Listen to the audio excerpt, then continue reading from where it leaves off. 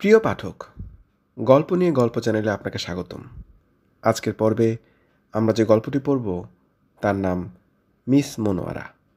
লিখেছেন জনপ্রিয় কথাসাহিত্যিক হুমায়ুন আহমেদ।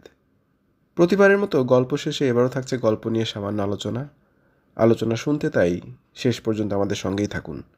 শুরু করছি গল্প মিস মনোয়ারা। আচ্ছা শোনো, আমার না রোজ বিকেলে গা ম্যাজ ম্যাজ করে। কি করা যায় বলো তো? ইমন হতাশ চোখে তাকালো। বিয়ের পর এই সমস্যা হয়েছে। শারমিন অদ্ভুত সমস্যা নিয়ে উপস্থিত হচ্ছে। সমস্যার সমাধান তার জানা নেই। শারমিনের সমস্যা নিয়ে হাজির হবার সময়টাও খারাপ। অফিসে যাবার আগে যখন ইমন শার্ট খুঁজে পাচ্ছে না, বেল্ট খুঁজে পাচ্ছে না, মোজা দুটার একটা আছে অন্যটা নেই। এই বলো না, কি করি? সমস্যাটা কি বিয়ের আগে ছিল না বিয়ের পর শুরু হয়েছে? আগেও ছিল, এখন বেশি হচ্ছে। এমএমকে খবর দিব? এমএমটাকে? মিস মনোয়ারা, সংক্ষেপে এমএম। উনি কি করবেন? গা ম্যাসাজ করে দিবেন। বাসায় এসে 1 ঘন্টা ম্যাসাজ দেবেন। ঘন্টায় 500 টাকা। গা টেপাটিপি করে 500 টাকা?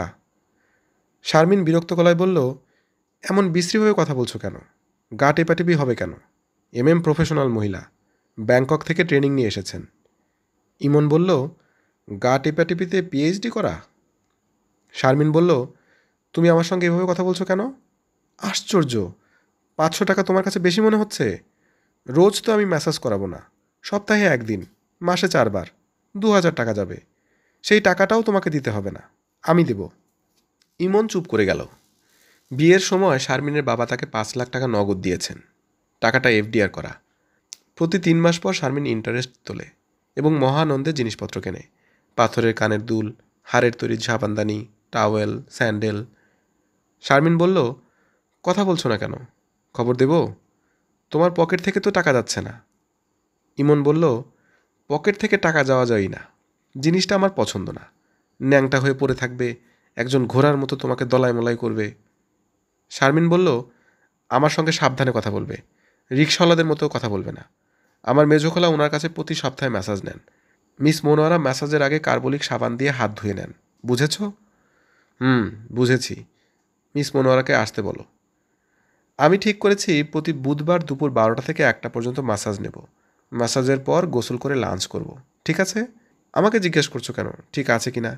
আমাকে নিশ্চয়ই অফিস বাদ দিয়ে সেই সময় উপস্থিত থাকতে হবে না? তুমি এখনও রেগে রেগে কথা বলছো। রাগ কমিয়ে স্বাভাবিকভাবে 1 মিনিট আমার সঙ্গে কথা বলো, তারপর অফিস যাবে। তুমি মুখ ভোঁতা করে থাকলে আজ আমি তোমাকে অফিসে যেতে দেব না। ইমন হাসার মতো একটা ভাব করল। শারমিন বলল, চা বানিয়ে আনছি। গল্প করতে করতে চা খাবে, তারপর অফিস যাবে। কি গল্প করব? তোমার যা ইচ্ছা। আগে আমাকে একটা ঠান্ডা চুমু খাও। ঠান্ডা চুমুটা কি? শারমিন উৎসাহের সঙ্গে বলল, 1 টুকরো বরফ অনেকক্ষণ ঠোঁটে ধরে রাখবে, ঠোঁট ঠান্ডা হয়ে যাবে, সেই ঠোঁটে চুমু। ইমন বলল, গরম চুমুর সময় কি ঠোঁট তাওয়ায় লাগিয়ে গরম করে নিতে হবে? শারমিন জবাব দিল না। ইমনের বিয়ে হয়েছে 15 মাস আগে। ভালোবাসাবাসির বিয়ে না, মুরব্বীদের আলাপ আলোচনার বিয়ে। বিয়ের মূল ঘটক ইমনের বড় চাচা আফতাবউদ্দিন। উনি বলেছিলেন, এই মুহূর্তে ভারতবর্ষের সবচেয়ে রূপবতী মেয়ের নাম ঐশ্বরিয়া রায়। ঐশ্বরিয়ার রূপকে আড়াই দিয়ে গুণ দিলে যে জিনিস হয় তার নাম শারমিন। বুঝেছিস রে গাধা? ইমন বলেছিল, এত রূপবতী মেয়ে বিয়ে করা ঠিক হবে না মামা। ঠিক হবে না কেন? রূপবতীদের মধ্যে নার্সিসাস কমপ্লেক্স দেখা যায়। তারা নিজের রূপের প্রেমে পড়ে, অন্য কারো প্রেমে পড়তে পারে না। গাধার মতো কথা বলবি না। বিয়ে ঠিক করেছি, বিয়ে কর। মেয়ে নিউ মার্কেটে বইয়ের দোকানে বই কিনতে যাবে, তুইও যাবি। টুকটাক কথা বলে দেখবি দুজনের দুজনকে পছন্দ হয় কিনা।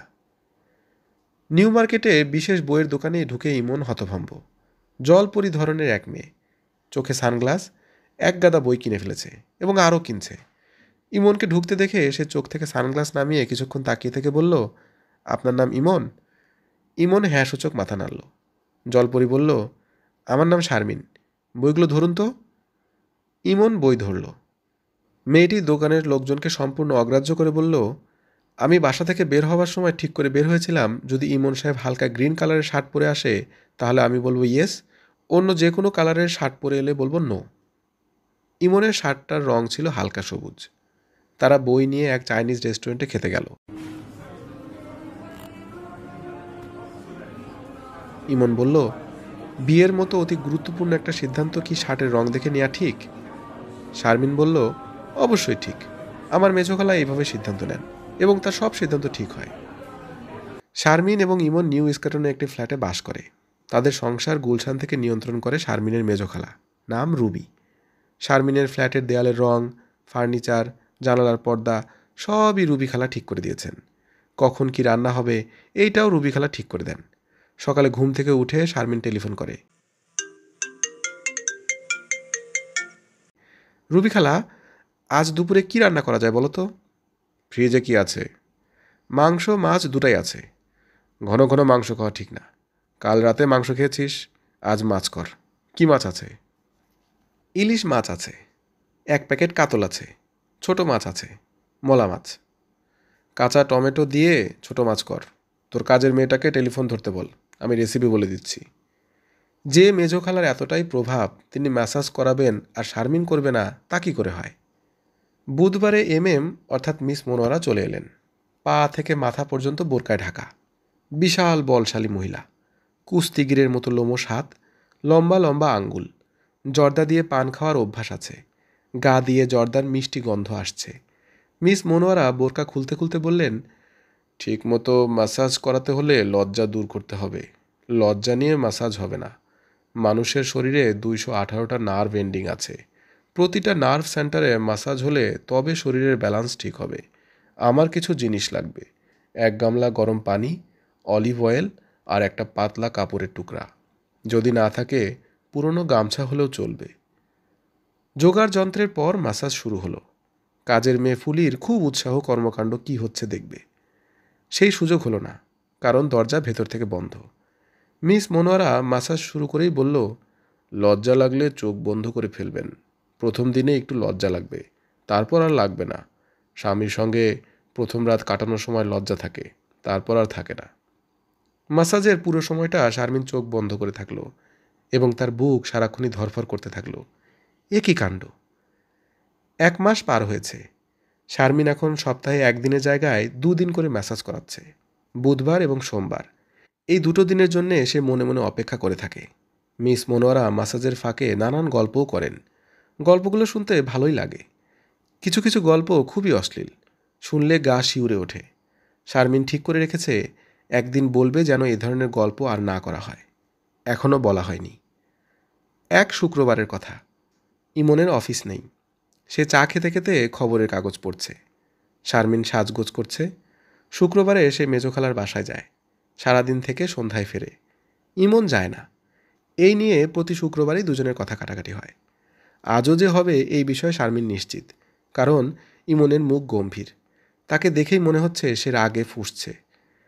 ইমন ভাঁজ করে খবরের কাগজ রাখতে রাখতে চাপা গলায় ডাকল, শারমিন, শুনে যাও। শারমিন পাশে এসে দাঁড়ালো। ইমন বলল, তুমি খবরের কাগজ পড়ো না, তাই না? শারমিন বলল, পড়ি না, টিভি চ্যানেলে খবরও দেখি না, তাতে সমস্যা কি? কোনো সমস্যা নেই, তবে আজ কাগজে একটা মজার খবর ছিল। শারমিন বলল, মজার খবর তুমি পড়ে মজা পাও, আমার মজার দরকার নেই। ইমন বলল, আব্দুল মজিদ নামে এক লোককে নিয়ে একটা স্টোরি করেছে। সে মিস মনোয়ারা নাম নিয়ে বাড়িতে বাড়িতে মেয়েদের ম্যাসাজ করে বেড়াতো। তার একটা ছবিও ছাপা হয়েছে, ছবিটা দেখো। শারমিন অনেকক্ষণ ছবির দিকে তাকিয়ে রইল। তার হাত পা কাঁপছে, মনে হচ্ছে এক্ষুনি সে অজ্ঞান হয়ে মেঝেতে পড়ে যাবে। ইমন বলল, পুলিশ এই লোককে ছেড়ে দিয়েছে। কারণটা কি জানো? কোনো মেয়ে এই লোকের বিরুদ্ধে সাক্ষ্য দিতে রাজি না। তুমি কি সাক্ষ্য দেবে? শারমিন বলল, না। সে মেজোখালার বাড়িতে গেল না। দুপুরে খাওয়া দাওয়া করল না।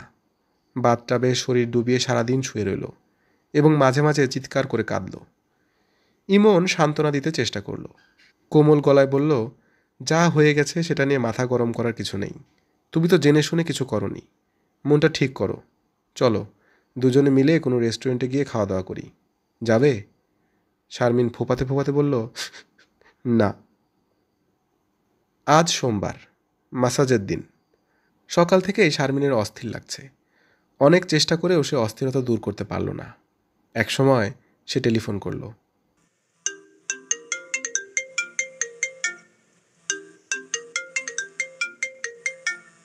Hello, miss Monowara? ওপাশ থেকে কেউ কিছু বলল না। মিস মনোয়ারা? হুম। আমি শারমিন। আজ মাসাজের দিন। আপনি আসবেন না? আসতে বলছেন? হুম। আচ্ছা, চলে আসছি। শারমিন অপেক্ষা করছে। তার শরীরের 218টা নার্ভ এন্ডিং ছটফট করছে। শরীর জ্বলে যাচ্ছে। এত দেরি হচ্ছে কেন? কখন আসবে মিস মনোয়ারা?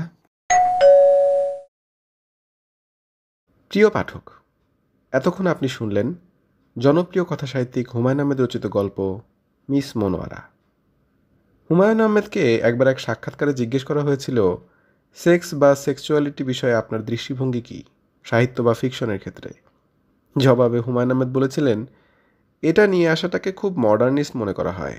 যিনি যত ভালোভাবে নিয়ে আসতে পারেন তিনি তত মডার্ন লেখক, এটা ভাবা হয়। আমাদের বাংলা সাহিত্যের সবচেয়ে বড় লেখক যিনি, তার নাম হচ্ছে রবীন্দ্রনাথ ঠাকুর। ওনার গল্প উপন্যাসে কোথাও সেক্সুয়ালিটি পেয়েছ? এক জায়গায় শুধু আছে, তখন তাহার শরীর জাগিয়া উঠিল। এর বেশি তিনি আর আনেননি। শুধু জাগিয়া ওঠা পর্যন্ত পাঠকের কল্পনার উপর তিনি ছেড়ে দিয়েছেন। হুমায়ুন আহমেদও তার গল্প উপন্যাসে যখনই সেক্সের ব্যাপারটা এনেছেন, তখনই তিনি তা পাঠকের কল্পনার উপর ছেড়ে দিয়েছেন। ক্ষেত্রবিশেষে তাও করেননি, অর্থাৎ আনেনইনি। যেমন নিশিকাব্য গল্পে আমরা দেখি, অনেক দিন পর স্বামী গ্রামের বাড়িতে বেড়াতে এসেছে। স্ত্রীকে বলছে বিয়ের শাড়ি পরতে। স্ত্রী স্বামীকে বলছে অন্যদিকে তাকাতে। এরপর শাড়ি যখন পরা হলো, তখন স্ত্রী বলল, দেখো তো কেমন লাগছে। এরপরেই অন্য কথায় চলে গেলেন তিনি। এখানে যে একটা যৌনতার ব্যাপার ছিল, সেটি তিনি আর লেখায় আনলেন না। আনাটা হয়তো তেমন সমীচীনও হতো না, কিন্তু তারপরও ধারণা করা যায় যৌনতা নিয়ে লেখালেখি করাতে তিনি আসলে কমফোর্ট ফিল করতেন না। তার উপন্যাসের নায়কদের শরীরের আকাঙ্ক্ষা জাগলে নায়িকাদের বড়জোর কাতর গলায় বলে, আমার কপালে একটু হাত দিয়ে দেখো তো, মনে হচ্ছে জ্বর আসবে। এহেন লেখক যখন মিস মনোয়ারা নামক গল্পে একটি নারীর যৌন কামনা বাসনা নিয়ে লেখেন, তখন স্বভাবতই আমাদের বেশ অবাক হতে হয়। এবং ঠিক এই কারণেই এই গল্পটিকে আমার কাছে মনে হয় হুমায়ুন আহমেদের অন্যতম সাহসী এবং একই সাথে ব্যতিক্রমধর্মী একটি কাজ। কারণ এর আগে নারীর যৌনতা নিয়ে হুমায়ুন আহমেদ কখনোই এরকম খোলামেলাভাবে লেখেননি। শুধু নারীর কেন, পুরুষের যৌনতা নিয়েও লেখেননি। যৌনতা নিয়ে গল্পের নায়িকা শারমিনের ভেতরে এক ধরনের এক্সপেরিমেন্টাল ব্যাপার আছে। গল্পের শুরুতে আমরা যখন দেখি শারমিন ইমনকে বলছে ঠান্ডা চুমু খেতে, তখনই আমাদের কাছে বিষয়টি স্পষ্ট হয়ে ওঠে। কিন্তু শারমিনের স্বামী ইমন যেন এইসব ব্যাপারে একেবারেই নিরাসক্ত। রূপবতী মেয়েদের আত্মভালোবাসার বিষয়ে তার যেমন ভয় ছিল, ধারণা করা যায় নারীর যৌনতা নিয়েও তার মধ্যে একটা ভয় আছে। আর তাই তো শারমিন যখন ঠান্ডা চুমু খাওয়ার কথা বলে, তখন তাওয়ায় সেক দিয়ে গরম চুমু খেতে হবে কি না, এমন একটা সস্তা রসিকতা করে পুরো জিনিসটার যে একটা ইউনিকনেস আছে, সেখানেই নষ্ট করে দেয় সে। আমাদের অনুমান করে নিতে খুব একটা অসুবিধা হয় না যে এখান থেকেই মূলত শারমিনের রোজ বিকেলে গা ম্যাজ ম্যাজ করার অসুখটা এসেছে। ক্রমে ক্রমে সেক্স ডিপ্রাইভেশনের ভেতর দিয়ে চলা একটা নারী, যে কিনা স্বামীর সঙ্গ চাচ্ছে অথচ পাচ্ছে না, যেভাবে চাচ্ছে সেভাবে পাচ্ছে না। আবার শারমিনের সাথে ইমনের রুচির অমিলটাও এখানে লক্ষণীয়। গল্পের এক পর্যায়ে আমরা দেখি শারমিন ইমনকে বলছে, আমার সাথে রিকশাওয়ালাদের মতো কথা বলবে না। অর্থাৎ তাদের ভেতর কেবল যে যৌনতা নিয়েই পার্থক্য রয়েছে তাই নয়, রুচির পার্থক্য স্পষ্ট। এরই ফলশ্রুতিতে গল্পে মিস মনোয়ারা নামী এক রহস্যময় মানুষের আবির্ভাব। মিস মনোয়ারা ক্যারেক্টারটা বেশ ইন্টারেস্টিং। আদতে সে একজন পুরুষ, নাম আব্দুল মজিদ। কিন্তু মিস মনোয়ারা নাম ধরে সে বিভিন্ন নারীর বাসাবাড়িতে গিয়ে তাদের গা ম্যাসাজ করে আসে। কিন্তু প্রশ্ন হলো, নারীরা সেটা টের পায় না কেন? অন্তত শারমিন যে টের পায়নি তা বোঝা যায়। আব্দুল মজিদ বোরখা পরে আসে ঠিকই, কিন্তু সেই বোরখা তো সে একসময় খুলেও ফেলে। অত্যন্ত বলশালী একটা চেহারা, কুস্তিগিরের মতো লোমশ হাত, লম্বা লম্বা আঙ্গুল, জর্দা দিয়ে পান খায়। গা ম্যাসাজ করার সময় আদি রসাত্মক ধরনের কৌতুক নারীদের শোনায়। এত কিছু জানার পরেও কেন শারমিন টের পেল না? গল্পে সেটা ঠিক স্পষ্ট নয়। হয়তো হুমায়ুন আহমেদ ইচ্ছে করেই পাঠকদের সেটা জানায়নি। এমনও তো হতে পারে শারমিন আগে থেকেই বুঝতে পেরেছিল, ইমনের সামনে না বোঝার ভান করেছিল মাত্র। হতেও পারে।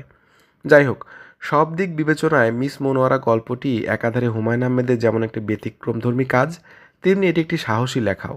নারীরও যে একটি যৌন কামনা আছে, সেটা এমন সূক্ষ্মভাবে হুমায়ুন আহমেদের আর কোনো গল্পে এর আগে এসেছে কি না আমার ঠিক জানা নেই। কারো জানা থাকলে কমেন্টে জানাতে পারেন। সবাইকে শুভকামনা জানিয়ে আজকের মতো বিদায় নিচ্ছি। সবাই ভালো থাকবেন, সুস্থ থাকবেন। কথা হবে পরবর্তী কোনো গল্পে। ধন্যবাদ।